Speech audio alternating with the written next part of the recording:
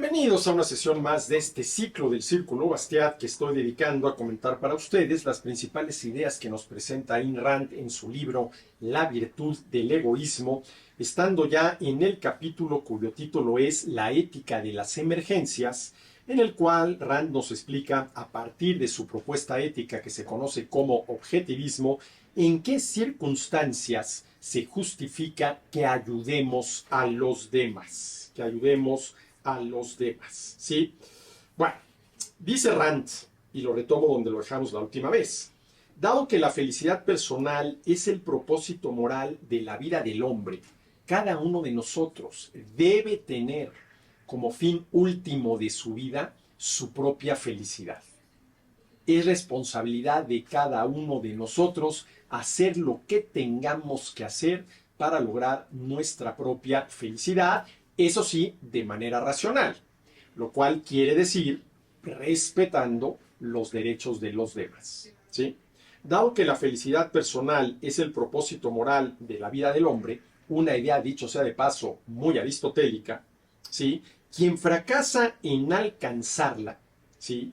Es por causa de su propia desidia, de su incapacidad de luchar por ella, es moralmente culpable. Es decir, es éticamente culpable. Yo no diría aquel que no alcanza, ¿sí? Justamente respetando los derechos de los demás, su propia felicidad, sino aquel que no intenta alcanzar su propia felicidad. Aquel que, aunque se caiga 1, 2, 3, 4, 5 veces, se levanta 1, 2, 3, 4, 5 veces y sigue adelante, ¿sí? Y sigue adelante. Dice Rand, la virtud involucrada en ayudar a quienes se aman no es ni falta de egoísmo ni sacrificio, sino integridad. Integridad, que es la lealtad hacia las convicciones y valores personales. La decisión de actuar de acuerdo con esos valores, de expresarlos, sostenerlos y traducirlos en la realidad práctica. Está hablando Rand del amor y de la amistad. Es de lo que está hablando Rand, del amor y de la amistad. Y dice, el amor y la amistad son valores profundamente personales y egoístas. El amor es una expresión y una afirmación de la autoestima, una respuesta a los propios valores en la persona del otro. Yo amo a aquellas personas en las cuales veo reflejados mis propios valores. Yo soy amigo, verdaderamente amigo, no nada más conocido, verdaderamente amigo de aquellas personas en las cuales veo reflejado mis propios valores.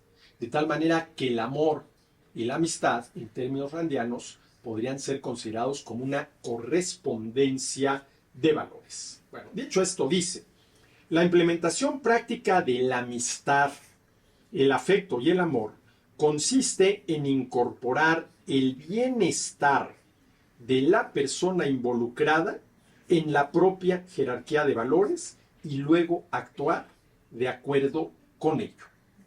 A ver, repito, la implementación práctica, la práctica de la amistad, el afecto y el amor consiste en incorporar el bienestar de la persona involucrada, del amigo, de la persona a la que se ama, en la propia jerarquía de valores y luego actuar en consecuencia. A ver, ¿esto qué quiere decir? Que uno de mis valores, ¿sí?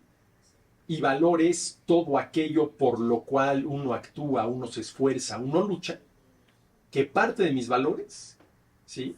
Es el bienestar de los seres queridos, de los que amo, de mis amigos, etcétera, etcétera, etcétera. Pero esta, dice Rand, es una recompensa que los hombres deben ganarse por medio de sus virtudes y que no se les puede dar a meros conocidos o desconocidos.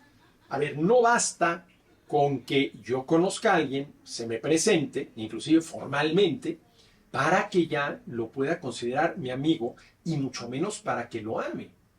¿Sí? Lo que dice Rand es, tendremos que ver cuáles son los valores que lo motivan a actuar y cuáles son las virtudes que pone en práctica. Porque para Rand, y creo que en muy buena medida tiene razón, ¿sí? La amistad y el amor es una correspondencia de valores. Tú y yo tenemos los mismos valores, tú y yo practicamos las mismas virtudes para lograr esos valores, y es por eso que somos amigos, es por eso que nos queremos, es por eso que nos amamos, ¿sí? ¿Qué es entonces lo que se puede entregar apropiadamente a los desconocidos? El respeto y la buena voluntad, que se deben en general a todo ser humano en nombre del valor potencial que representa hasta tanto y en la medida en que los merezca. A ver, ¿qué dice Rand? ¿Qué es lo que cada uno de nosotros le debe a los demás? A cualquier otra persona. Respeto y buena voluntad. De entrada, vamos a decirlo así, esto de la buena voluntad sería darte el beneficio de la duda. Mientras no pruebes con tu conducta de que eres una mala persona, supongo que eres una buena persona. Te estoy dando el beneficio de la duda y por eso te respeto. ¿Sí? Ahora, de eso a que te quiera o a que te ame, pues tendremos que recorrer, ¿sí?, un cierto camino a lo largo del cual tú me demuestres y yo te demuestre a ti, por aquello de la correspondencia, de que compartimos los mismos valores y de que practicamos las mismas virtudes. ¿Sí? ¿Qué es entonces lo que se puede entregar apropiadamente a los desconocidos? El respeto y la buena voluntad, que se deben en general a todo ser humano en nombre del valor potencial que representa hasta tanto y en la medida en que los merezca. A ver, yo ahorita, a ti que te acabo de conocer, ¿sí?, te respeto y te doy el beneficio de la duda. ¿Qué quiere decir eso? Mientras no me pruebes lo contrario, ¿sí?, considero que eres una buena persona. Ahora, ¿qué se necesita para pasar de ese respeto y buena voluntad a la amistad? O inclusive, un paso más allá, al amor.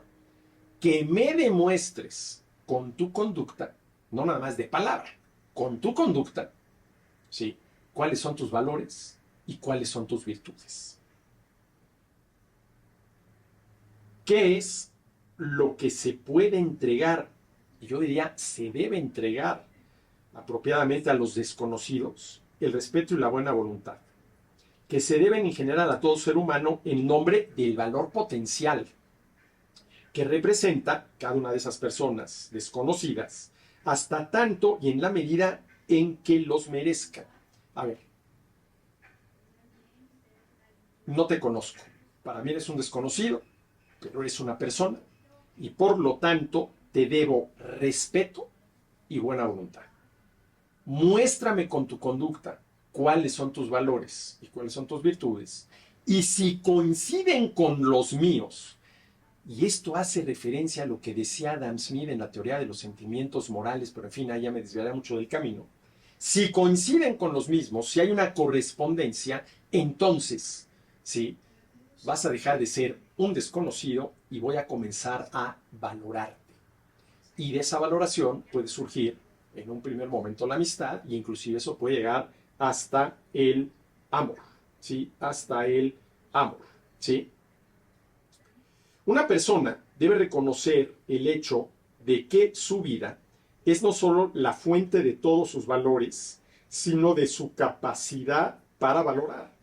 Por lo tanto, el valor que concede a los demás es únicamente una consecuencia, una extensión, una proyección secundaria del valor primario, que es el mismo, lo cual nos remite nuevamente a esta idea de la correspondencia. Hay verdadera amistad, hay verdadero amor, donde hay correspondencia de valores y de virtudes. Porque nuestra vida no es solo la fuente de todos nuestros valores, sino nuestra vida supone capacidad para valorar. Esto es bueno, esto es malo, esto es éticamente correcto, esto es éticamente incorrecto. Por lo tanto, el valor que le concedemos a los demás es únicamente una consecuencia, una extensión, una proyección secundaria del valor primario que somos nosotros mismos, ¿sí? Que somos nosotros mismos. ¿Sí? Bueno, el hombre racional, dice Rand, ojo, racional, considera a los desconocidos como inocentes hasta que se pruebe que son culpables. Y por eso hay que tenerles de entrada buena voluntad. Mientras no me compruebes lo contrario, supongo que eres una buena persona. ¿Sí? El hombre racional considera a los desconocidos como inocentes hasta que se pruebe que son culpables y les concede esa buena voluntad inicial en nombre de su potencial humano. A ver, todos los seres humanos, ¿sí?, estamos en potencia de ser mejores seres humanos. ¿Y eso cómo se logra? Si los valores, ¿sí?, que nos mueven a actuar y las virtudes que practicamos son las correctas. Y de entrada la pregunta sería, ¿y cómo saber cuáles valores son los correctos y cuáles virtudes son las adecuadas? Bueno, yo aquí me remito a lo que para mí es un principio de conducta, ¿sí?, que todo mundo debería considerar y poner en práctica. Respetando los derechos de los demás y asumiendo el riesgo y la responsabilidad, haz lo que quieras. Respetando los derechos de los demás, no matando, violas el derecho a la vida, no secuestrando, violas el derecho a la libertad, no robando, violas el derecho a la propiedad, y asumiendo el riesgo y la responsabilidad de tu conducta, las dos R's inseparables de la libertad, riesgo y responsabilidad, haz lo que quieras. ¿Sí? Aplicando este principio de conducta, podemos, ¿sí?, empezar a emitir juicios éticos con relación al comportamiento de los demás. Y generalmente así lo hacemos. A ver, generalmente reprobamos, si no es que siempre, éticamente a quien asesina. Reprobamos éticamente a quien secuestra. Reprobamos éticamente a quien roba. ¿Sí?